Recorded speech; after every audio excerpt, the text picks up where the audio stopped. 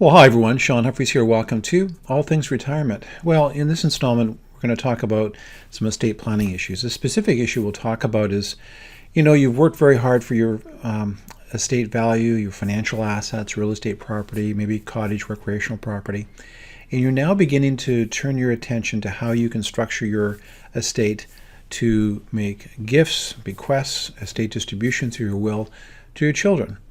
And you want to do it in a fair way and an equitable way. And so that's a really, really good intention. But sometimes people stumble into an approach to estate distribution that creates a sense of unfairness for those people receiving the assets. So we're going to talk about some of those issues in this video. Now, if you're new to our channel, make sure you hit the subscribe button. We're posting content all the time on different aspects of retirement planning and overall wealth planning. So if you don't want to miss future content, make sure you hit subscribe. And if you like the video, make sure you click like. First of all, when you talk about estate distribution, ideally the first thing that you should do it in the context of a family discussion. So the families that have the best experience around distribution of estates and bequests and having their intentions take place are those families that talk about these issues before the trigger events. So from a perspective of a family planning meeting, it's something we really encourage people to do. And sometimes what you find is you begin to explore estate distribution and what your intentions are. And rather than finding that you've got complete harmony in that discussion, you find that there is not the same harmony that you thought there would be. And so you begin to uncover maybe some potential problem areas. And if the relationships are pretty good in your family, you can talk through ways of solving those particular sticking points. So family meetings are really important. And in the show notes for this video, we'll include a link to some video content we produced on family meetings. They're great discussions. They can be about estate distribution. It could be about aging issues and how care needs to be looked after for family members. And so getting in front of these discussions as a family is just an ideal thing. Not all families can do it, but if your family has the kind of relationships where that's possible, I'd really encourage it. You hit those issues off at the pass around estate distribution if you can get the conversations going. Now, when it comes to estate distribution or inheritances, there are three main areas that can cause problems for your family. So the first is to make a distribution either in cash or assets to beneficiaries that you deem to be fair but aren't equal. So we'll unpack that in more detail in a second. The second is where you're giving property that is being shared among beneficiaries. And the last area relates to when one beneficiary receives an indivisible asset. So those are the three main categories. If you had to sort of summarize that cause problems, those are the ones. So let's unpack each of those in a little more detail. Okay, let's unpack fair versus equal. So what are some of the scenarios that come into this category? So one scenario is you've got a few kids and a couple of them, let's say there's three children, maybe one particularly is doing very well financially. They have a great position, maybe you've got a business and it's a going concern, and financially they're in really, really good shape. And so when you look at your children, you go, well, maybe we'll have a little more estate distribution to the kids that are struggling more financially, that you'd view that as being fair, although it's not equal. Another example would be you've got a child that maybe took time off work to help you out in terms of healthcare needs, maybe a grandparent, and so that child sort of went above and beyond in terms of sacrificing career or time to help out family members. So again, you view additional estate distribution to that child as being fair, but again, it's not equal. You might have a situation where you've been gifting assets to a child to help them out financially before distribution takes place, before your estate is settled. And so in your estate plan, you have less money going to them because you help them financially and more money going to the other children in your estate plan. Again, you view it as fair but not equal. Those are just a few examples. Now you can see that in all those scenarios, there could be problems if there's not effective communication. There could be a very good argument for each of those scenarios. When you broach those topics in the open and have a family discussion, you'll find out whether that is a solution that's going to work for everyone and there's going to be buy-in in terms of the planning. Again, not all families can have those frank conversations, but ideally that's what you want to be able to do. So getting some feedback, working through the issues together as a family would be ideal.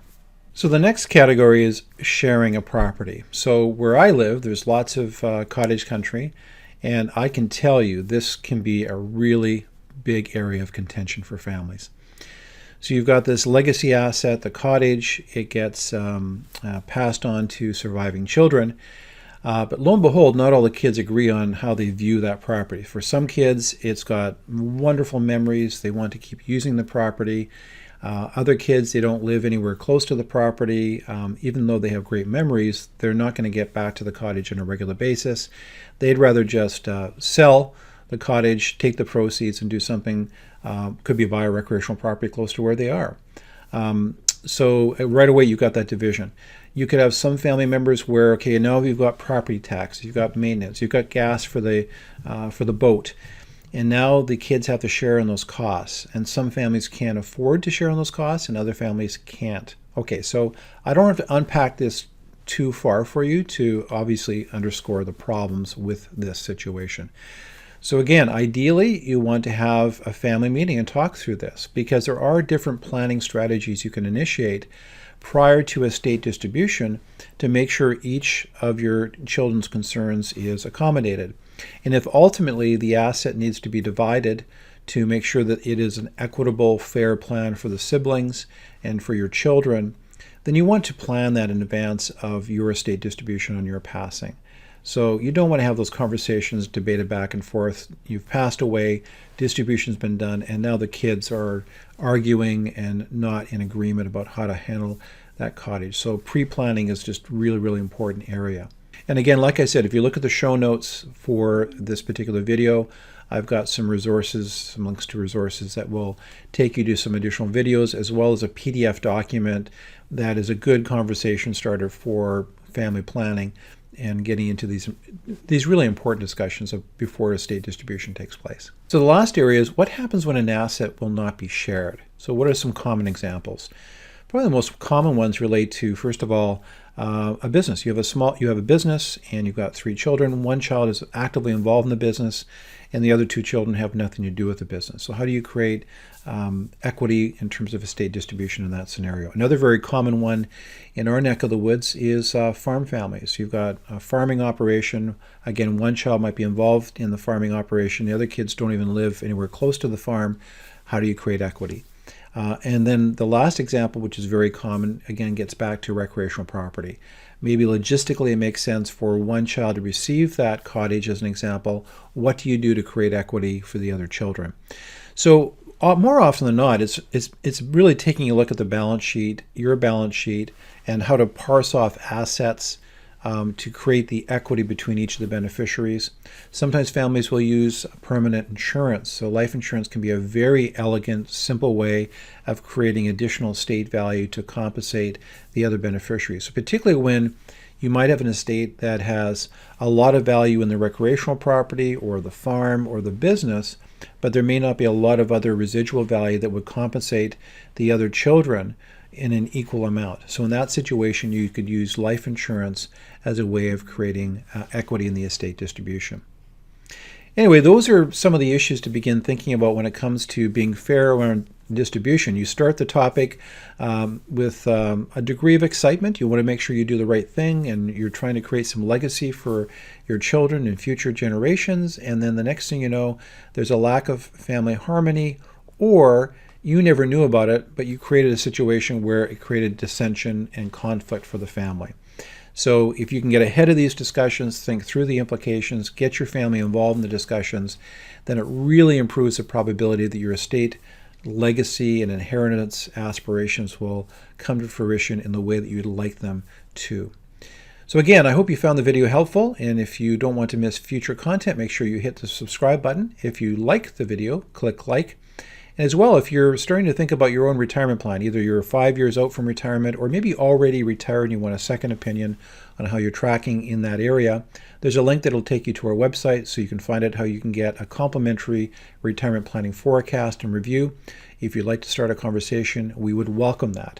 And as well, if you want to get more resources about family planning and discussions around inheritance, there's links that will take you to that content in the show notes as well. Wishing you all the best in your retirement as well as overall wealth planning journey. You take care. Bye-bye.